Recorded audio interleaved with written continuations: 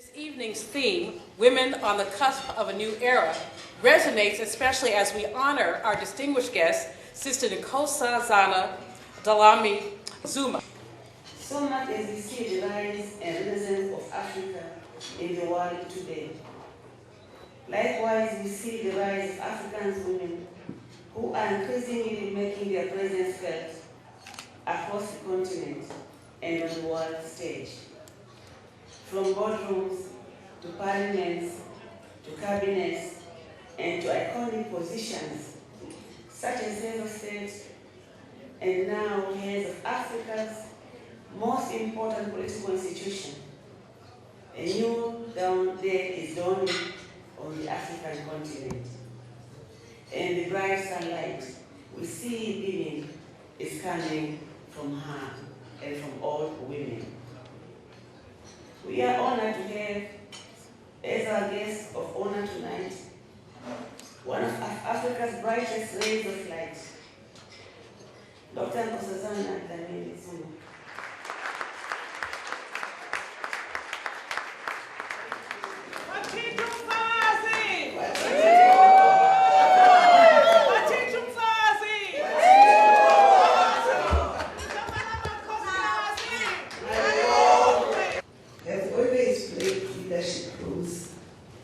In the pre-colonial times, in ancient history, there are lots of women who have played very important roles.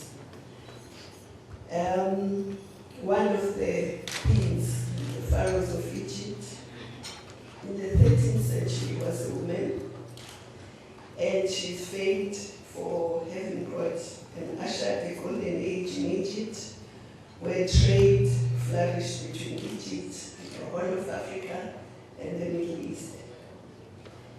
And she's probably the first acknowledged businesswoman in history on our continent. At the time that the nation, the Zulu nation, thought King Shaka wasn't working well for the nation anymore, she is one of the people who organized his removal, and unfortunately in those days there were no democratic elections to remove. But I'm just saying, women were very powerful those days. But of course when the colonial era came, they were discriminated, they were oppressed, not only as Africans, but as women, as workers, so they occupied the lowest rung, and patriarchy became even stronger. But even during that time of liberation, women again played very leading roles in our freedom struggles. In Africa, but also in the diaspora, even here in America. So this year, 2012, we are celebrating 50 years of the Pan-African Women's Organization. Unfortunately, the women's history is not well documented, but it was the women who formed a Pan-African Women's Organization for our freedom, a year before the men decided to form the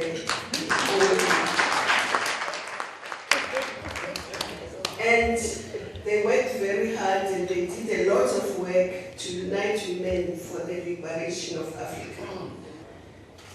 Sometimes women think, oh, politics is not for us. Who decides whether you have a road that you can use to take your produce to the market? Who decides whether there is a bridge across the river? Who decides whether there is a school or a health center around? It's the politicians. So if we keep out of politics, we're keeping out of deciding about not only our lives, but the future of our children and grandchildren. So it's very important important that women do participate and actively in politics. And when there's a critical mass of women in parliament, never mind that the decorum of parliament changes, but the laws that come out of there are more people-centered than if women went there. Because women always think about the rest before they think of themselves. So it's very important that as women and also youth should participate in politics.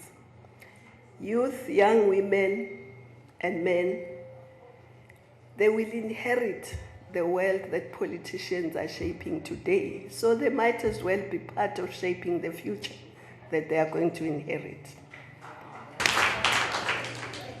But of course, women, my view is that the women's place is everywhere. It can't be confined to the kitchen, can't be confined to any place, it's everywhere.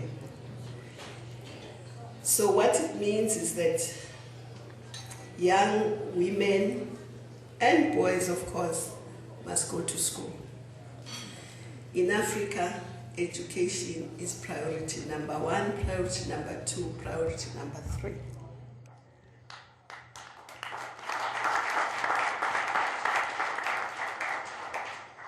But we want to move away now from just primary education.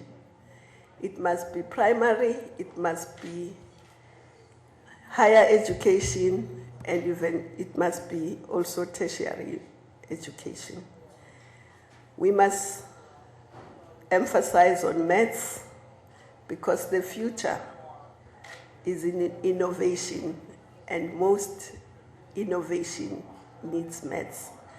So I'm saying this to you, brothers and sisters in America, because we would need your support for our children to be skilled, because we have a huge population in Africa. That population is young and is going to continue growing, but also young. So this youthful population needs skills, it needs health, it needs food. And if we did that, we will have a great asset, not only in Africa, but in the world.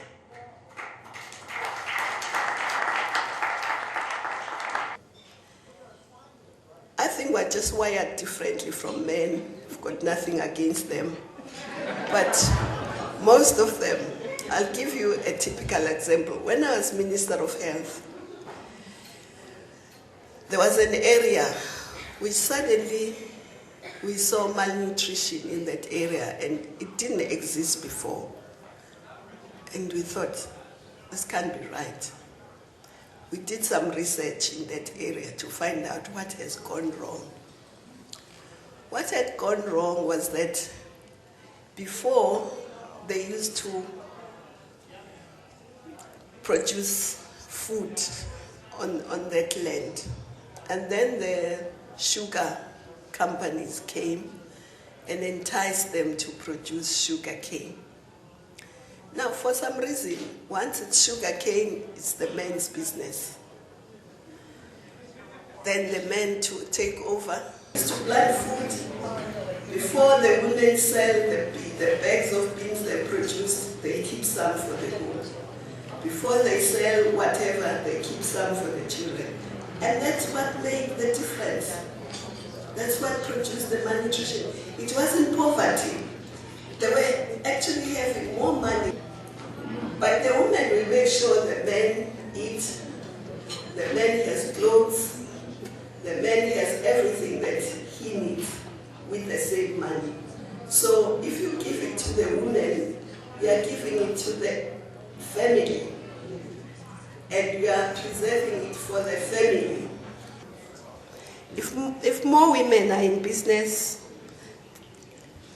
she said from the World Bank that it makes business sense to put more women in business because that's more than half your talent.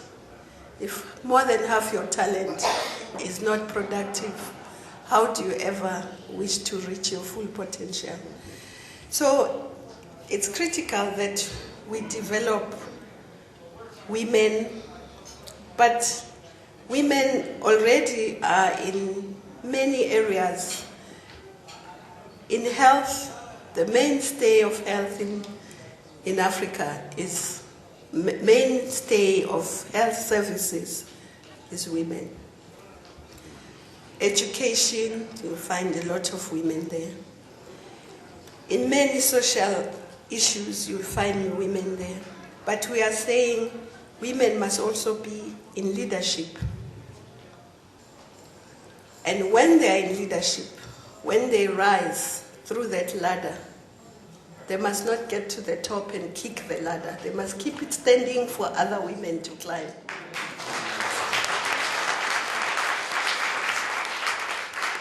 Because we must also say women have arrived when we can no longer count women in leadership position. When there are just too many to count, then we can say, yes, we are where we should be. As long as we can still count and say there are 2 presidents, yes, it's progress, but it's not enough.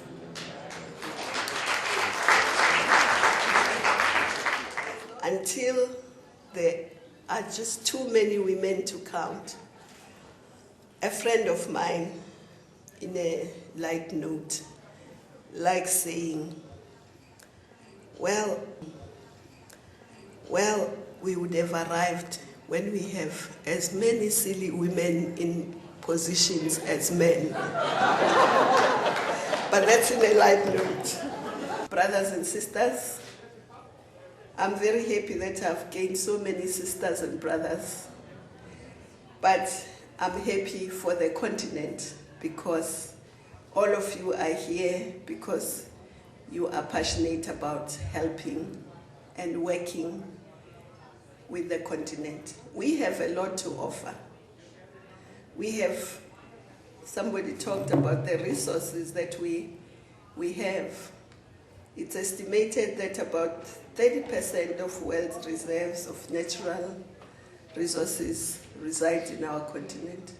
So we can be prosperous if we manage them properly. And if we begin to refine our oil and not import refined products, export some of the crude, but make sure that we refine some of it. Not only export rocks, but add value before we export. And all that is possible, but we would like to say we will need to work with you and with the continent. We have a lot to offer.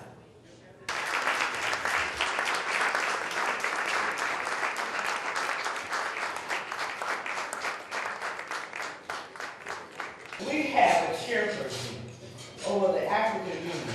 You know, that's all of Africa. Where are we going after that? Huh? Thank you so much. We're so proud of you. And we know that the work that you're going to do is going to be so great. And we want you to know that you have so much support here. Highlighting the leadership of the new AU chairwoman is a capstone, I think, of what we've all seen over the years, the important role of Africa, and certainly what African women can bring to the table. All right. So just tell me, what does this mean to you to have a fellow South African head of the African Union? Look, I think it's a proud moment for South Africa, it's a proud moment for SADC, but I also think it's a good moment for Africa. I think Madam Dlimini Zuma will be the last one to say that she's a South African heading the AU. She's an African. And for South Africa, it's the kind of leadership we believe the African Union requires. Africa is at its greatest moment of promise. The economic indicators have never been better. The political stability has never been stronger. Democracy has never been more extended than before. And someone needs to lead us, in a sense, to now implement our infrastructure programs, our economic growth programs, our program to integrate the continent of Africa, and to really turn the promise into fulfillment. Absolutely. And that really is, for me, the amazing possibility that the new chairperson of the AU can do. I have worked with her. She was the Minister of Health in South Africa. Right. I was the provincial minister in the Western Cape. Right. I worked with her very closely for 4.5 years. I've seen what she can do, how she could transform a health system. And with that energy and with that dedication, I believe she will do wonders for Africa. Exactly. And how exciting is it that she's the first female to hold that position? I think people are going to see through her what the African woman is made of and what African women are capable of.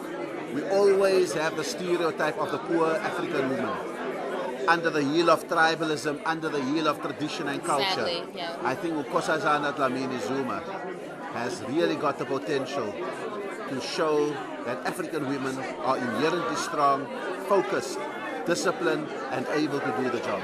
I represent the country of Benin, and you may want to know that the President of the Republic of Benin, His Excellency Dr. Boni Yayi, is the current chairman of the African Union.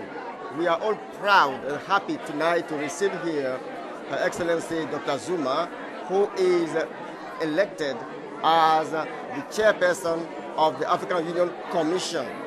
So my president currently has been taking up this duty for a 1-year term as elected by his peers, the head of state, to lead the organization for 1-year term. My daughter was telling me, are you going to see your boss? I said, yes, she's our boss indeed. And she's the first lady in that position. And you know, she's a seasoned politician, someone who has great knowledge, not only in the politics of the world and Africa, but also in key areas of concern to us in Africa, the health of women and mothers. Educational, educational girls' education, Exactly, with all the other positions that she held, issues of infrastructure, etc. So